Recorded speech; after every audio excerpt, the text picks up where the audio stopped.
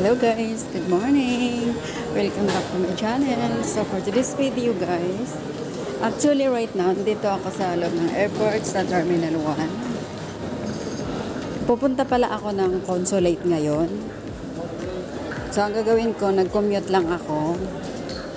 So bumaba ako sa Terminal 1. Tapos lalabas ako dito at mag-aabang ako ng bus. Tingnan natin kung anong bus ang pwede kong sakyan na hihinto sa Philippine Consulate.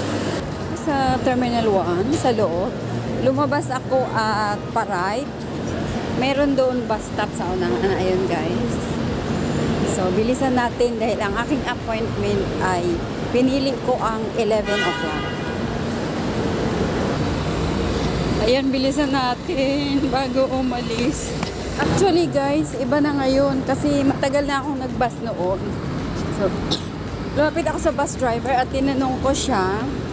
Ang sabi niya, bumalik ako doon sa taas, sa airport, doon sa metro, at tatawid ako sa kabila. Sabi niya, bus 33 daw ang pupunta ng consulate. Parang yun yung sinakyan ko noon, bus 33. Pero dito yun, so siguro, nag-iba na, nilipat na doon. So, balik na naman tayo sa good idea, meron kasi share sa inyo. So, dapat talaga hindi tayo mahiya magtanong kung hindi natin alam. Kung nagalinlangan man tayo sa pupunta natin. The best nating lapitan ay ang police. So, lumapit ako sa police or dito sa guard. At ang sabi niya is, tama nga yung sinabi doon sa bus driver, pero para for sure, nagtanong ako police. Ang sabi ng police, balik ako sa loob, aakyat ako. Ika lang, tinuro niya sa akin. Dito sa baba, mayroong pharmacy. Ayan, nakita ko na yung pharmacy.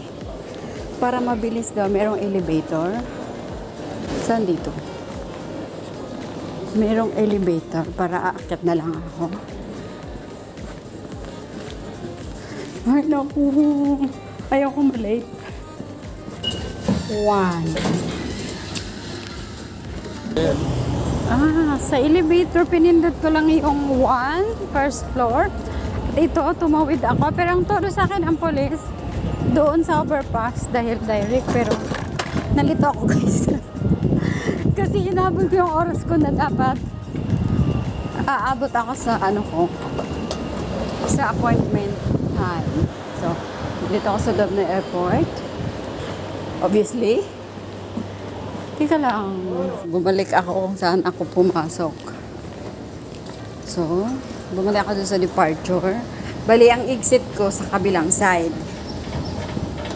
Ako, sana hindi ako mali. So, yun guys. Meron pang tinuro sa akin yung police. Para the best daw na malaman. Sabi niya sa akin, kung meron kang wifi o data, i-click mo yung kung saan ka pupunta. So, kinlik ko yung Philippine Consulate. Tapos, sabi niya, i-click mo yung map. Pagkatapos ng map, pinaklik niya sa akin yung direction. Kaya, doon sa direction, lumabas doon yung yung mga number na sasakyan ko. Dito na tayo sa loob. Oh, it's so confusing. So, dito daw.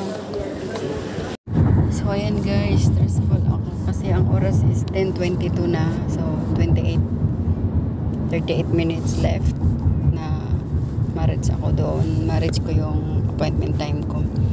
So, wala na akong choices kasi ginoggle ko yung bus na available. 26 minutes pa. Tapos, siyempre, ang dami pang dadaanan ng bus. Kaya, no choice ako. Nag-taxi na lang ako. Actually, guys, pag dito ka sa airport, sasakay ng taxi. Pag upo mo pa lang, 20 dirhams. So, papatak daw ito ng 40 or 50 papuntang consulate. Okay lang kaysa malate ako. Maaga pa nga ako malis ng bahay, 8 o'clock o past 8. Kasi naligaw ako doon sa loob ng airport. Hindi ko alam paano ang paglabas dito. So, nagtanong naman ako doon sa mga may reflector na damit. Mali may tinuro niya. Paglabas ko, bumalik ako sa dati kong pinunta na bus stop. Sana makonsider ni Consol para malis yung payment ko kasi mali talaga nila, pero makasalanan din ako, di ko chinek. Pero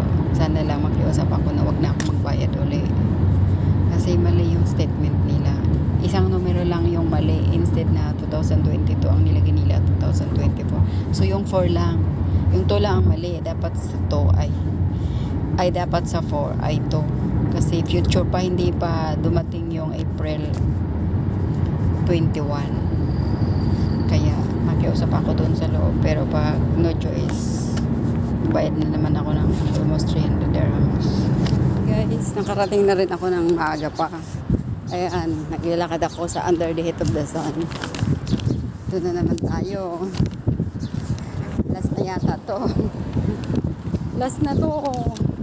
Wish me luck. Nandito naman ako sa loob ng tire section. So, itatanong ko pa kung consider ba nila na hindi na ako magbabayad ulit. Kasi 140 dirhams yung biniyaran ko kaya tapos ganun lang. Ma-invalid yun at magbayad ulit ako. Yan po guys, sa awa ng Diyos. So, una sa lahat, nagpapasalamat ako kay God na He answered my prayer. Kasi sabi ko, Lord, magbabayad naman ako ng 140 dirhams. Kaya wala talagang masama kung itatry mo. Lakas loob ka lang talaga. Parang ipakita mo na di ka takot. Kaya pinaglaban ko ang tama. Although may mali din ako kasi di ko chinek. Pero nagtry lang ako na baka makonsider nila na yung mali nila is mali. Kaya sawa ng Diyos na approve naman at hindi na ako pinabayad ng 140 dirhams. So, magpo-proceed na tayo sa LBC. Sana ganun din dito, hindi ako babayarin. Thank you guys for watching. Basura to. 34. Yes, ma'am. Ito na po yun. 110. Yes, ma'am. So, isa nyo na lang ulit sa... Apo, ma'am, ganun din po ulit. Check ko na. Double check nyo. Bago natin yung ano. Ay, naku. Pinawisan ako. Okay na guys, salamat. Nagbayad talaga ako ng 110 pa LBC. So, ano lang siya, 5 to 7 days. Darating na ulit sa Pilipinas. So, okay guys, thanks for watching. And para po sa naligaw sa channel ko, please don't forget to like and share my video para po sa mga kumukuha ng SPA at magkaroon sila ng idea or lesson dito sa na-experience ko na dapat di na maulit muli. Okay, thanks for watching and the comments kung meron kayong mga tanong. And thank you, bye, keep safe. Bye, don't forget to subscribe. Thanks for watching. Thank you.